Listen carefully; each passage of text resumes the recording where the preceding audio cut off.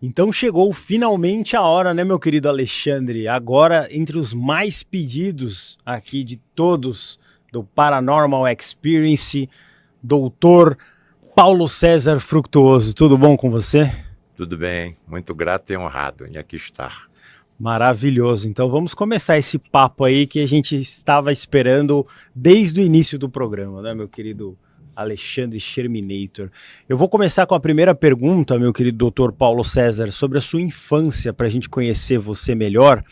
Como que a sua infância foi? Foi uma infância comum, tradicional, ou só depois que você ficou mais conectado com a espiritualidade? O que aconteceu na sua infância para a gente entender desde o comecinho ali? Bem, eu sou de uma família muito humilde. E filho de pai e mãe médiuns. Filho único, pai e mãe médiuns. Então tinha algumas assim demonstrações até na própria casa, não é? E também num grupo que meu pai e minha mãe frequentavam.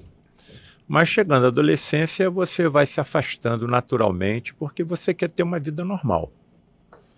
Até que eu ingressei na Faculdade de Medicina em 1970. Isso já são há 54 anos atrás. Até que cheguei no quarto ano, em 1974, 73, quando meu pai já estava participando de um grupo onde os tais fenômenos de materializações de espíritos aconteciam. Eu sempre ouvia comentários, né? Até num determinado momento, quando eu estava no 5º ano de medicina, cheguei em casa, nunca mais vou me esquecer disso, e o meu pai me chamou e me mostrou a sua camisa branca com uma imensa mancha de sangue na altura do abdômen.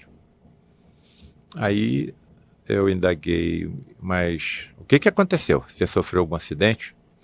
E aí, a indagação. O que aconteceu? A resposta, não sei se você vai acreditar, mas eu fui submetido a uma cirurgia mediúnica. Cirurgia mediúnica? Quer dizer, a infância foi uma infância natural. A adolescência, evidentemente, com aquela curiosidade científica acerca da mediunidade. Mas nesse momento, a coisa veio como se fosse uma massa imensa, te esmagando. Levanta a camisa, mas não tem nenhuma cicatriz, não ficam cicatrizes. Tudo bem. Naquele tempo não existia endoscopia. E eu indaguei, você foi parar de quê? No estômago. Tá bem. Então eu tenho um professor de gastroenterologia chamado Toledo, vou te levar até ele, vamos ver o que ele orienta que seja fácil. Claro que eu não vou dizer para ele o que aconteceu. Eu levei ao professor Toledo, que solicitou uma seriografia esôfago-gastroduodenal. Toma um contraste e à medida que o contraste vai descendo, você vai fazendo radiografias. Naquele tempo não tinha endoscopia. E quando estava sendo feito o exame, o radiologista indagou. O seu pai foi submetido a alguma cirurgia? Não. O que eu ia dizer?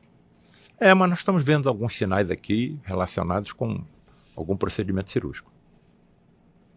Nunca mais toquei no assunto. Até quando tive tempo de pesquisar esse assunto, em 1978, 3 anos depois de formado. E eu nunca mais parei. Se alguém está escutando isso pela primeira vez, materialização de espírito, se tivesse um espírito materializado aqui, todo mundo ia ver. Se ele se aproximasse desse microfone e falasse, todo mundo ia ouvir. Se ele exalasse algum odor, todo mundo ia perceber. Então, quais são as minhas conclusões para dar início na nossa conversa? Todos nós vamos passar pelo fenômeno natural da morte. E vai haver uma separação entre 2 componentes. Um físico que aqui fica e se degrada e que as moléculas e átomos entram na confecção de outros corpos orgânicos e inorgânicos.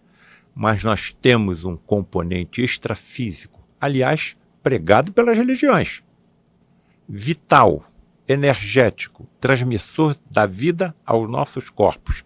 E que nessa separação, até onde eu percebo, sou muito cuidadoso, ingressa num universo paralelo ao nosso.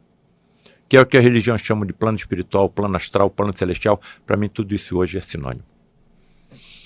No momento que eu passei a participar dessas reuniões, dessas sessões, eu tive que tomar uma grande decisão na minha vida. Ou eu me viro para a esquerda e nada disso está acontecendo. Eu sou médico. Alguém vai acreditar num cirurgião que acredita em fantasmas? Ou então me viro para a direita. Guru, Alexandre, quando me voltei para a direita, surpreendido fiquei com a quantidade de grandes nomes da ciência e da história que tinham pesquisado, testemunhado, estudado os mesmos fenômenos que eu estava vendo e concluíram que tudo acontecia. Nunca mais parei. Cheguei a tal ponto de tamanha quantidade de informação que eu achei que eu tinha obrigação de colocar isso em livros, dedicados a todos os interessados, principalmente a classe a que eu pertenço, médica, porque quem mais se teletransporta e se materializa nessas reuniões são médicos, e principalmente a juventude, com uma capacidade de evolução da inteligência mais rápida que a minha.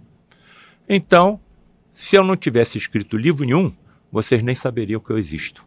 Me parece que é por isso que eu estou aqui, pela necessidade de informação. Quem somos, de onde viemos e para onde que nós estamos indo. E por que nós estamos aqui.